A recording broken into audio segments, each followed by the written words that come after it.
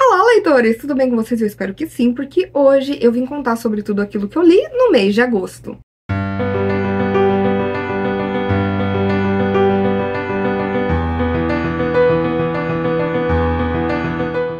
Gente, agosto foi um mês, assim, terrível em tudo quanto é tipo de esfera na minha vida, sabe? Teve coisa externa, teve coisa interna e teve aquela bendita ressaca literária que pegou um monte de gente em agosto, não sei o que aconteceu, mas, meu Deus, agosto é um mês, assim, terrível pra leituras. Então, eu não li basicamente nada.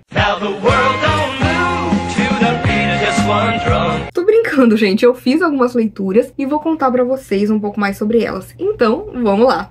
Como agosto, né, teve o especial Agosto Cósmico por aqui, cujo tema foi entidades cósmicas Lovecraftianas, eu tinha que ler, né, alguma coisa, pelo menos relacionada com Lovecraft, e eu li o H.P. Lovecraft's The Hound and Other Stories, do Go Tanabe. O Go Tanabe, ele é um mangaka que eu conheci por conta do Junji Ito, em que, numa entrevista, o Junji Ito, por se inspirar muito em Lovecraft, ele falou que ele gostaria muito de adaptar histórias do Lovecraft, porém, ele acha que o Go Tanabe já fez isso de forma assim espetacular. E o Go Tanabe, de fato, não só nesse mangá, mas em outros, ele adaptou várias histórias de Lovecraft. E esse foi meu primeiro contato, né, com as artes do Go Tanabe e, né, as suas adaptações. Aqui a gente tem 3 histórias. A primeira história é O Templo. E O Templo vai contar aqui a história, né, de soldados alemães da Segunda Guerra Mundial, em que eles estão em um submarino. Esse submarino começa a ter vários problemas. As pessoas ali também começam a ficar totalmente desequilibradas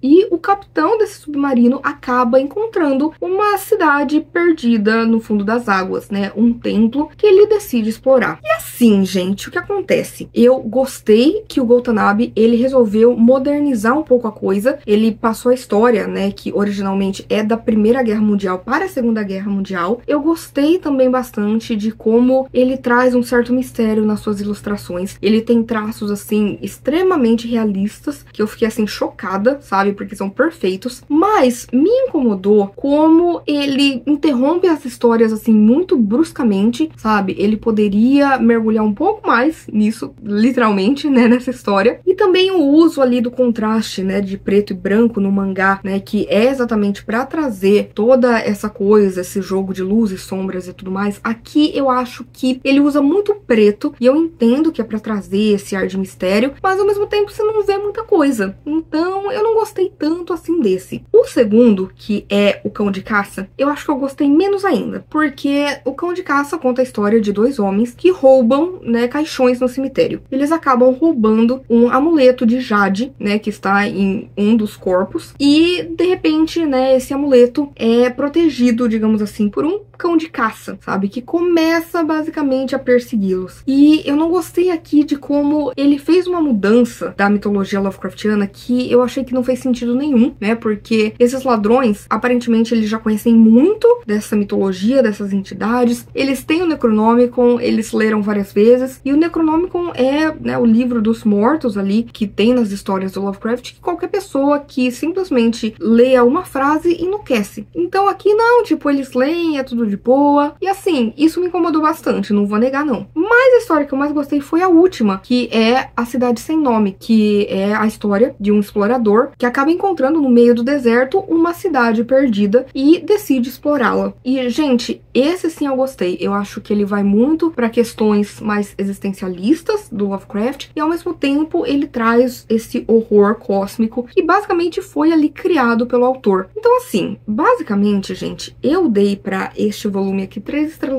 porque eu gostei das ilustrações, eu não gostei do uso, né, das cores aqui, né, do preto e do branco, e eu achei que teve várias coisas que foram deturpadas, apesar de achar que uma ou outra coisa me conquistou bastante, como por exemplo a última história. Foi meu primeiro contato com o Go Tanabe, não sei se lerei mais depois disso, mas assim, foi interessante conhecer mais desse mangaka. Eis que eu li os volumes 22, 23 e 24 de Attack on Titan. Gente, o volume 22, ele é basicamente o final de um grande arco que foi sendo construído até esse momento. Então, depois do volume 21, em que a gente descobriu, né, o que existe além dessas muralhas, através de alguns livros que, né, o pai do Eren Yeager, nosso protagonista, né, o Dr. Grisha, deixou pra ele, em que ele vai relatar sobre tudo que ele viveu e o que existe, né, além das muralhas. No 22º, a história continua. A gente vai ver um pouco mais, né, do que aconteceu com ele antes da história em si que a gente tem em Attack on Titan como um todo, né? De que, é esse mundo em que as pessoas se escondem atrás de muralhas para se protegerem de titãs, que são essas criaturas gigantescas que comem gente. E aí, gente, o que acontece é que a gente vai ter várias revelações aqui nesse volume. A gente vai saber muito sobre os titãs, um pouco mais sobre um outro personagem que vai ser importante para essa trama. A gente vai descobrir uma coisa, assim, que é triste, que vai meio que determinar muito do futuro dos personagens. E mais do que tudo, a gente vai ter um plot twist, sabe, nos 45 do segundo tempo, que, gente, sério, explodiu minha cabeça. Sem contar que a gente tem aqui um casal que eu amava e eu falava, não vai nunca acontecer. É só, assim, pra gente pensar que poderia ser um casal, mas sei lá, vai ser, sei lá, um queerbaiting. E não foi, gente. E eu fiquei tão feliz, eu chorei. E o final desse arco também é muito bonito, é muito sensível e ao mesmo tempo você já se prepara pro impacto do que virá depois. Só que chega, gente, no volume 23 e eu falei, cara, tem alguma coisa errada. Não é possível. Porque eu achei que ou eu tinha pulado algum volume, ou que eu tava lendo uma história diferente. Porque de repente a gente sai do foco principal ali, né, dos nossos protagonistas, e a gente vai ver a vida de outras pessoas, sabe? De uma guerra que tá acontecendo, quem tá envolvido nisso e por que tá. E assim, gente, particularmente, eu achei muito interessante quando eu entendi o que tava acontecendo. Mas assim, foi muito louco a gente ter essa quebra, porém ela é extremamente importante pro resto, né, desse arco. E aí a gente tem o volume 24. O volume 24, ele vai deixar de focar no Eren Yeager e, né, na Mikasa, no Armin, nos personagens que a gente já conhece muito, e ele vai focar em um personagem chamado Reiner Braun. E o Reiner, ele é um personagem extremamente interessante. Pra mim, ele é o personagem mais interessante dessa história, porque tem questões de saúde mental, tem questão de trauma. A gente vai acompanhar desde a infância dele até o momento atual da sua vida, pra entender exatamente tudo que foi acontecendo. E, gente, foi sensacional. Foi sensacional porque a gente já conhece os personagens, né, do volume 23. Então, a gente vai ali começando a se apegar a alguns, a não gostar de outros e por aí vai. Mas a grande estrela é o Reiner. Gente, que personagem, assim, incrível, de tão complexo que ele é. De você tentar desvendar o que tá na cabeça dele e de você ver tudo o que tá acontecendo, sabe? Você vê o que o preconceito, o que a rejeição, o que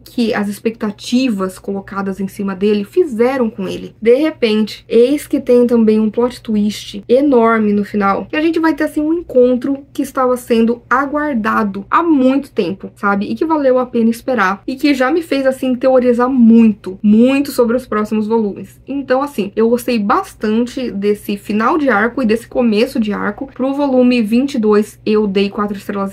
Pro volume 23, eu acabei dando aí 4 estrelas, porque eu tava meio confusa no começo. E pro volume 24, eu dei pra ele 4,5 estrelas. Eu mal posso esperar pra saber como que essa história vai continuar, sabe? E como que vai ser essa reta final aqui de Attack on Titan.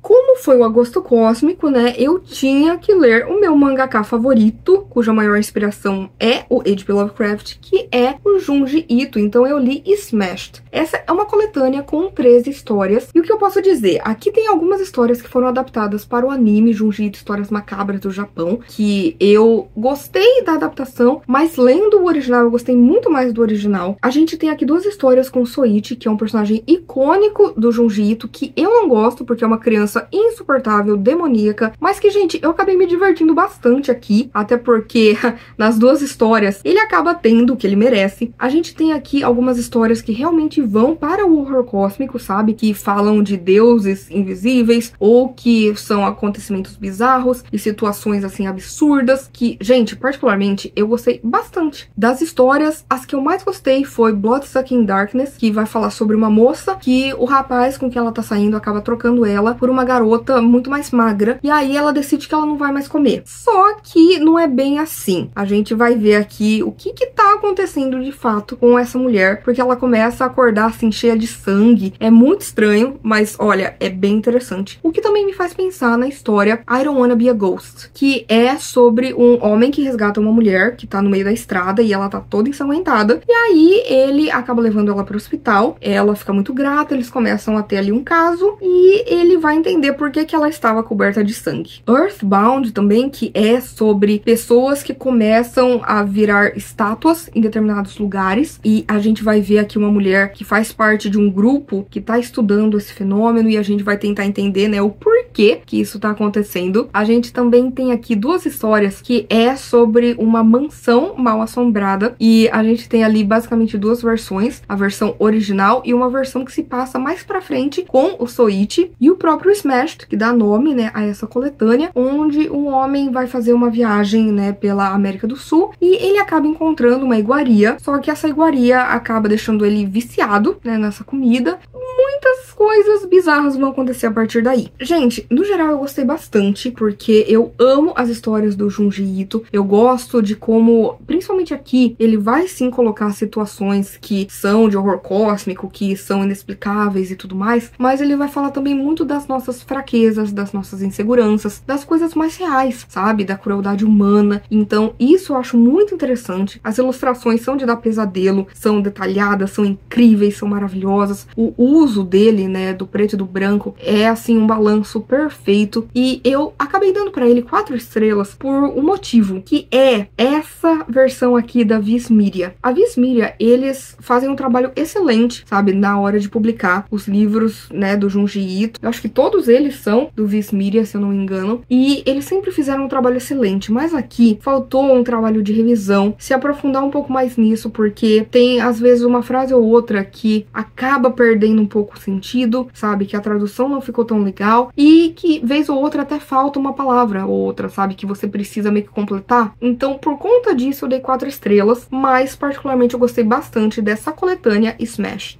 Por último, mas não menos importante, gente, o que eu mais gostei de ter lido no mês de agosto foi uma graphic novel chamada Rick and Morty vs Cthulhu. Assim, se você não conhece Rick and Morty, que é uma série animada, a gente tem aqui basicamente a história de um senhor que é um cientista maluco e que ele vive ali, né, com a sua família, né, a sua filha, o seu genro, a sua neta, o seu neto, e ele usa muito o neto dele, né, o Morty, pra ser basicamente sua cobaia. É uma série que eu assisti bastante tempo, e eu parei por causa de alguns escândalos na questão de produção, né, envolvendo algumas pessoas ali, mas eu gosto muito disso, dessa mistura de sci-fi com uma comédia mais escatológica, escrachada, e quando eu vi que tinha esse volume que era de Rick and Morty vs Cthulhu, eu tinha que ler, e foi uma grata surpresa. Começa toda a história de que o Rick, né, que é esse cientista, ele percebe que o mundo está sendo invadido por criaturas Lovecraftianas, e que para parar com isso, né, para dar um fim nisso, ele precisa ir para a dimensão Lovecraftiana e acaba levando toda a família dele. E é aí que a gente vai transitar por muitas histórias de Lovecraft. Então aqui a gente vai ter referências, assim, a Dagon, a Nyarlathotep, ao chamado de Cthulhu, a Sombra Vinda do Tempo, a busca onírica por Kadath, a Sombra sobre Innsmouth, os Gatos de Uther e, cara, muitas outras. Principalmente a que eu mais gostei foi a de Os Ratos nas Paredes. Eu amei como eles conseguiram colocar muito bem todas essas histórias malucas e absurdas de Lovecraft, sabe? Trazer esse horror Lovecraftiano e aí colocar junto com esse humor nonsense e maluco de Rick and Morty, junto com questões existencialistas, que também tem muito a ver com Lovecraft, a questão da pequenez humana. A gente vai ter aqui muita metalinguagem que é bem interessante e a gente vai ver como os personagens acabam, de alguma forma, fazendo com que todas essas histórias sejam coesas aqui. Eu preciso falar que eu amei o trabalho aqui do autor, porque, de fato, ele trouxe toda a essência de Rick and Morty para as histórias Lovecraftianas, só que, ao mesmo tempo em que ele exalta a mitologia Lovecraftiana, ele faz críticas, assim, ferozes ao Lovecraft, aos seus preconceitos, né, ao racismo, ao machismo, ao elitismo, a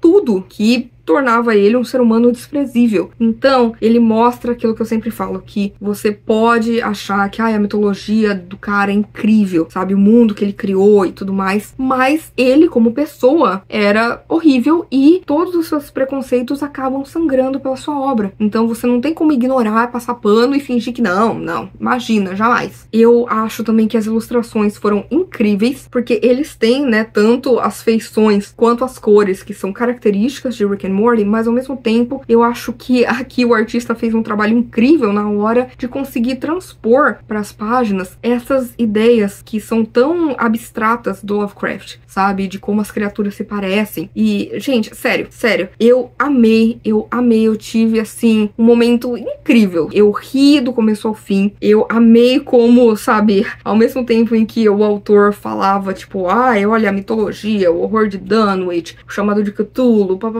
um monte de coisa, o tempo inteiro falando, não, porque mais o Lovecraft era isso, e era aquilo, e era... Eu gostei muito disso, porque reflete muito como eu me sinto, e eu também achei muito interessante que no finalzinho tem um apêndice com, basicamente, uma explicação de cada uma das histórias que acabam sendo referenciadas aqui, para caso a pessoa goste de Rick and Morty, mas não conheça, né, Lovecraft, ou qualquer uma dessas histórias, a pessoa pode ler e aí se deliciar como eu me deliciei. Sério, foi um deleite pra mim, que gosto tanto, né, de horror cósmico, e que também gostei bastante, né, de tudo que eu assisti de Rick and Morty até o momento. Então, particularmente, eu dei 5 estrelas, eu amei, foi incrível, foi uma experiência maravilhosa, e eu pretendo ler, sim, outras graphic novels de Rick and Morty, porque, olha, foi sensacional. E é isso, gente. Eu espero que vocês tenham gostado do vídeo de hoje. Por favor, se você quiser continuar conversando comigo a respeito de livros, filmes, séries, qualquer outra coisa, não deixe de me contatar nas minhas outras redes sociais. Por favor, curta esse vídeo, porque isso ajuda muito o meu trabalho. Faça com que esse vídeo, o canal, chegue a mais pessoas. Compartilhe com seus amigos. Comente aqui embaixo qual foi a melhor leitura que você realizou no mês de agosto. E, por favor, não deixe de se inscrever no canal Livro em Livro se você ainda não é inscrito. E aproveite para ativar as notificações, ativar o sininho, porque toda sexta-feira e domingo tem conteúdo novo por aqui. Então a gente se vê no vídeo que vem.